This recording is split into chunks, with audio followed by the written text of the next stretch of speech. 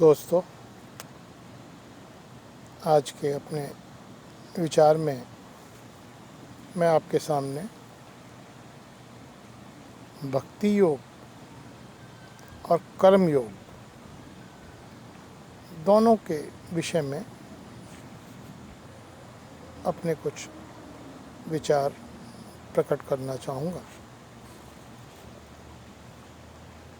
अपने से छोटे के प्रति जो प्रीति होती है उसे स्नेह कहते हैं, और जो अपने से बराबर वाले के प्रति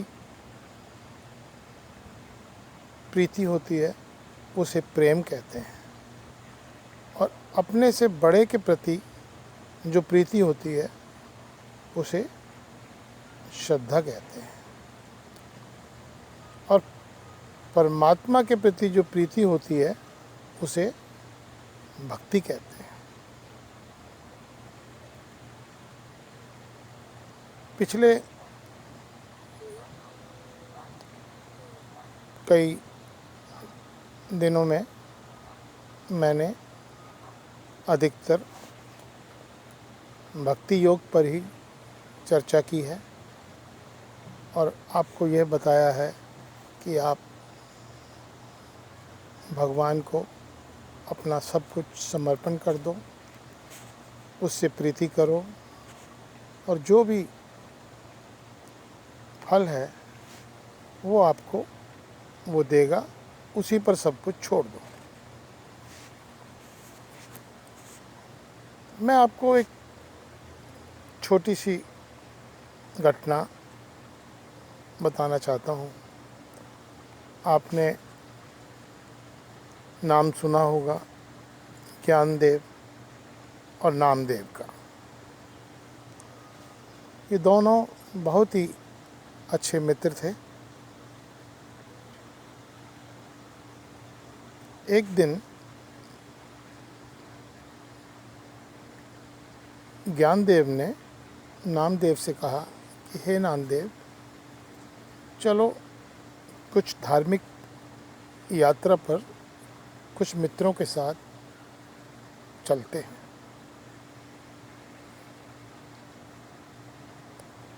यह सुनकर नामदेव चुप हो गया, क्यों कि वह अपने इष्ट देव की बहुत पूजा करता था, और वह उन्हें छोड़ के नहीं जाना चाहता था। वह इष्ट देव कौन थे आप भली भांति जानते हैं। पंढरपुर के पांडुरंग, जो कि विश्व विख्यात हैं, उनकी यात्रा निकाली जाती है। लाखों भक्त पंढरपुर जाते हैं और उनकी पूजा अर्चना करते हैं।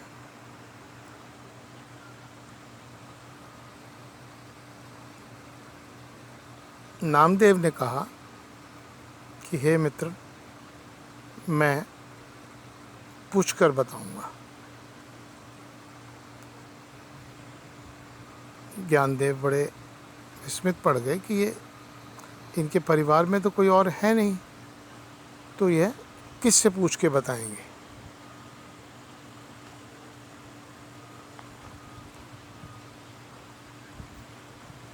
तो वो उनके पीछे पीछे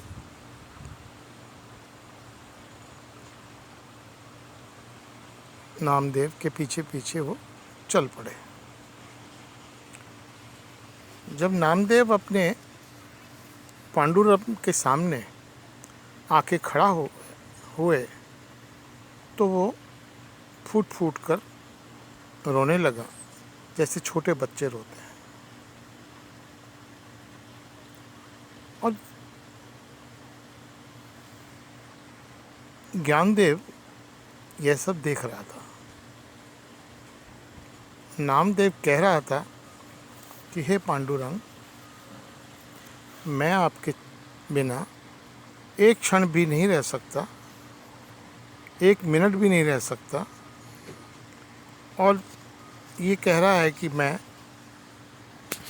तीर्थ यात्रा पे चलूं।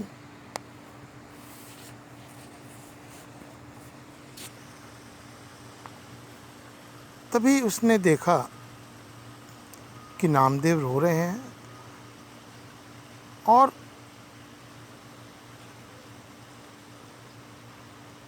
अचानक प्रभु प्रकट हो गए और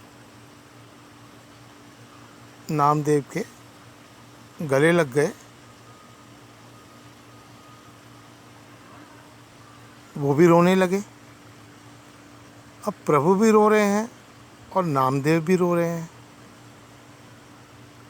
यह देखकर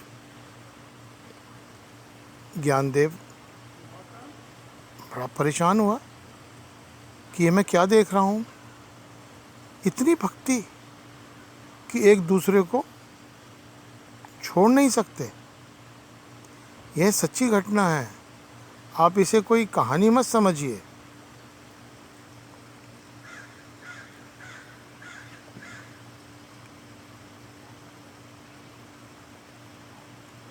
अंत में पांडुरंग ने उसका हाथ पकड़ के,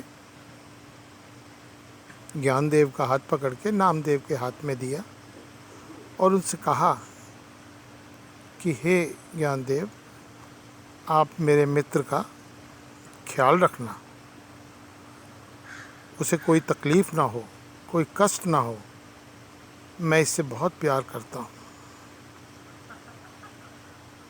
जब तक नामदेव वापस नहीं आएगा, ना मैं खाऊंगा, ना मैं पीऊँगा, ना मैं सोऊंगा। 24 घंटे इसके लिए तड़पता रहूँगा। तो मित्रों, इसे आप क्या कहेंगे? यह भक्ति तो है जो आपने सुनी। एक दूसरे के प्रति प्यार, एक दूसरे के प्रति भावना। अब मैं आपको थोड़ा सा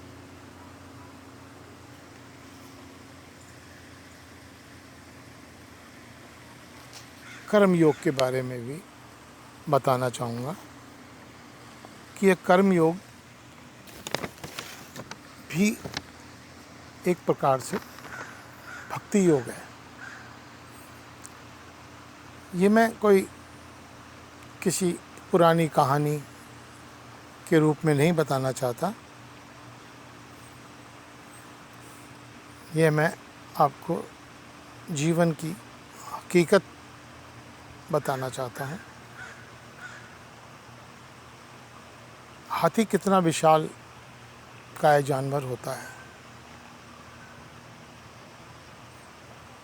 और एक हाथियों के झुंड से एक उनका बच्चा एक गड्ढे में गिर गया। सबने कोशिश कर ली, लेकिन वो उनके झुंड में से कोई भी उस बच्चे को निकाल नहीं पाया। यह सब जब गांव वालों ने देखा, उन्हें पता लगा, तो वो उसकी सहायता के लिए सामने आए और गांव वालों ने मिलके उस बच्चे को, जो उस गड्ढे में था, सीधा किया और सीधा करके उसे बाहर निकाला और वह अपने झुंड में वापस चला गया। तो आप इसको एक साधारण घटना मत समझिए।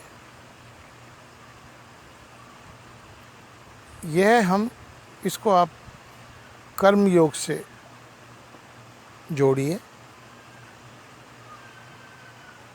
कि कभी उस माँ ने, हाथी की माँ ने उस हाथी के बच्चे ने अच्छे कर्म किए होंगे, जिससे वह गांव वालों उसके सामने आए और उसे बचाया।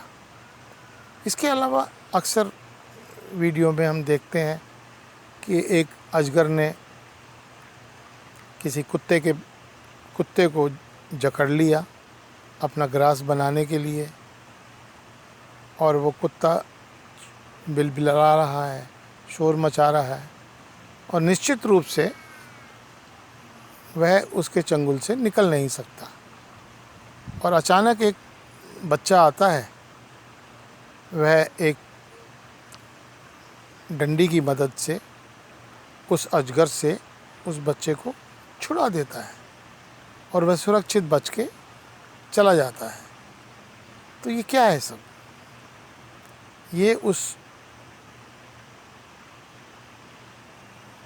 कुत्ते के कोई अच्छे कर्म थे कि उसकी सहायता के लिए कोई आया और उसे छुड़ाया। आप